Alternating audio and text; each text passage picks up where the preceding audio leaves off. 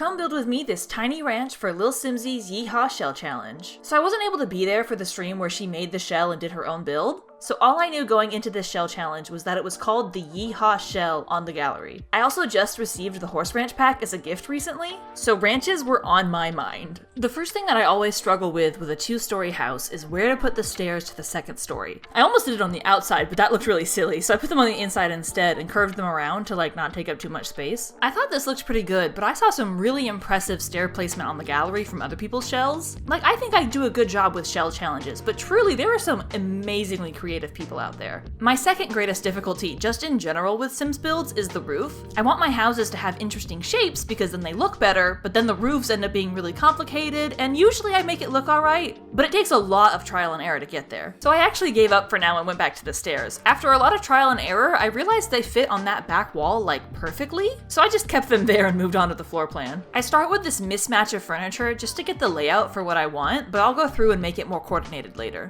That's the other thing that impressed me about the builds that I saw was how much stuff they fit. This whole house for me is 1 bed, 1 bath, but I saw one house that literally had 3 bedrooms and 3 bathrooms, and I was like, how? That's crazy. You saw me add in the kitchen already, and actually I found that a lot of people put the kitchen there because that little nook is perfect for the refrigerator, and then I really wanted to put the living room in the diagonal area because living rooms can be more spacious and open, and I find those layouts to play nicer with diagonal rooms. That being said, I decided to make a custom bookcase thing for the TV, which definitely didn't play nice on the diagonal walls. I had to alt place it a little bit to get it just right, but I mean it works. I wasn't exactly sure how to do the layout though. I wanted a couch to face the TV, but that kind of cut off the space in a weird way, the couch was just in the middle of nowhere. I thought adding a wall or adding a rug might help, but it just kind of wasn't working. You can see me try a couple layouts here to give the couch facing the TV thing a real shot, but eventually I gave up. I thought a piano would work really well in that odd little corner, and then I jutted that wall out a little bit to just kind of finish it off. At the end of the day, it's a tiny home, so we don't care about beauty as much as functionality, so I still added 2 couches and a coffee table, they're just not facing the TV. But I mean, your Sims will still sit there to watch the TV, so it's fine. Then you can see I added a dining table. I did the round one with the 6 chairs around it because it's a very square shape,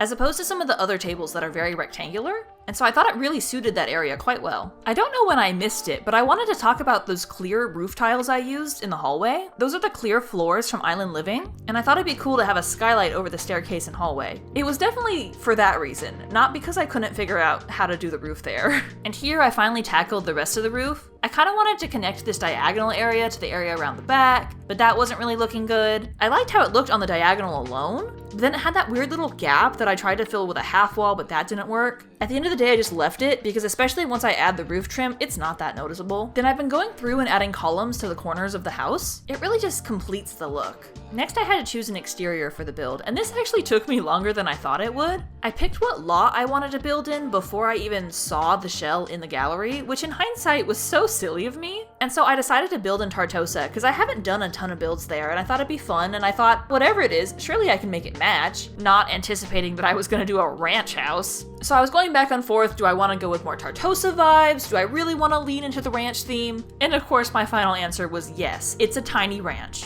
I go through a phase whenever I get a new pack of just wanting to use all of the build items all of the time from that pack. And right now I'm in my horse ranch phase. I know everyone else is in their castle phase, but I don't have the castle kit. So the most recent pack that I got was horse ranch. So that's why I'm using the horse ranch doors, siding, windows. I even used some other furniture later on. I'm really just in my horse girl era, I guess. I was still feeling unsure about my exterior color scheme, so I went through and changed a lot of the browns to whites, notably the columns and then later the staircase. You'll notice at this point too, I actually have the house on a foundation. I get rid of that later, but for some reason when I looked at the shell, I was really inspired by this other build that lilsimsie did that had sort of a diagonal bump out like this that she did in Mount Komorebi, and that had a foundation. So I used the Snowy Escape foundation because I was just channeling that energy, but then immediately went in the other direction. So you'll see that I changed it to more of a brick, and I think I get rid of it later on entirely. At this point, I was pretty pleased with the exterior, with the pastel and the straw vibes it was giving off, so I moved on to the interior. I really wanted a welcome mat, so you'll see I tried to put the for rent one inside, but then I decided it's totally an outdoor mat. It should go up front. And then next up is the kitchen. One thing I used to do in my Sims build all the time was just make the kitchen an open room that led into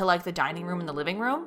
And I still really like to do that, but it bugs me that then if one sim is in any of those rooms, all of the lights are on for all of those rooms. But then I discovered that I can make the kitchen a separate room while still looking like the same room by using columns and spandrels. I think it looks pretty clean, and then honestly, when you're in the wall cutaway view, the spandrels disappear. So it really is pretty seamless. At this point, I went through and got rid of my placeholder counters, and then picked these nice kind of blue-green counters from Cottage Living. I don't use this swatch very often because I kind of find it hard to match with anything, but it actually went surprisingly well with like the mint theme I was already going with like the front door, and then that wallpaper, and even the tile. I even got a bath mat that matches. I might have used all of the mint swatches in this game in just the kitchen, because I swear I feel like we don't have that much. But it came out really nice. Honestly, this build would be great for the mint generation of the Not So Berry challenge. It's a shell by the literal founder of the challenge. It's mint themed. It's a tiny home so you get that skill gain, and I think it was pretty cheap.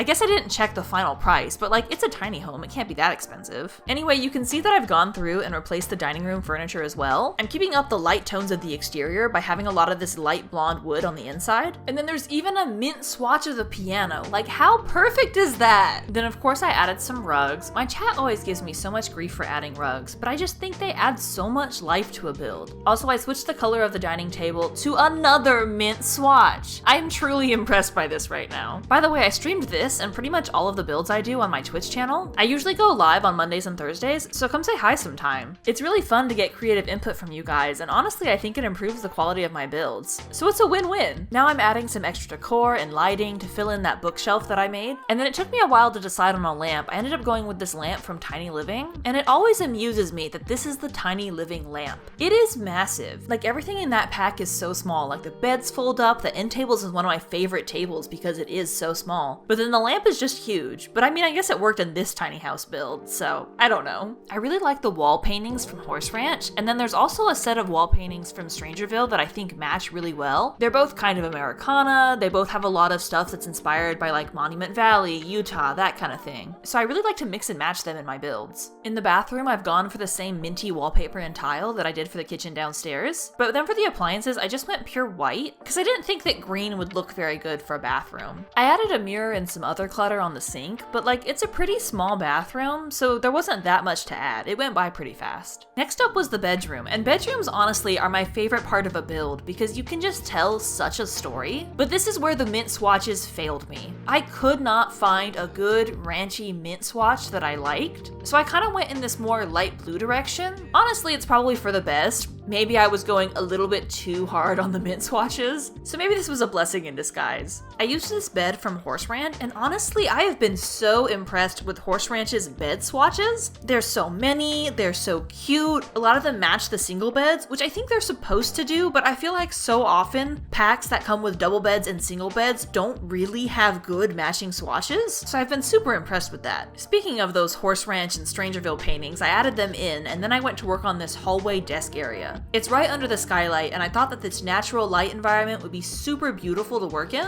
and then I switched the time of day to night because I was worried about how the lighting would look, but honestly with that little table lamp, I think it looks quite cozy. I know I've said a lot of things are hard for me, like stairs are hard for me, the roof is hard for me, but what's really challenging for me is landscaping. Especially since I wait so long to do it, by the time I get to the end of the build, I'm just tired. I want to go to bed. I don't want to do landscaping. And so honestly, sometimes I just skip it. But this is a lilsimsie shell challenge, and like, she's really good at landscaping. And so I wanted to take some inspiration from her stuff, especially how she talks about like trying to layer different types of plants to create a more rich environment, to at least give it my best shot. And honestly, I think it came out pretty well. I even added a cute little bench under the tree. And I layered some different terrain paints to try and add more depth and make it look like the plants were really planted rather than just sitting on top of AstroTurf. And like, I'm pretty proud of myself. Sure, I definitely have room for improvement, but this is already a vast improvement from where I started. Anyway, here's a final tour of the build. Like and subscribe to see more build inspo like this, and again, catch me live on my Twitch sometime. All of my links are in my channel bio. Also, I posted this to my gallery. My username's in the description, so go there to find this build and some other builds that I've done. And as always, have a lovely day. Bye!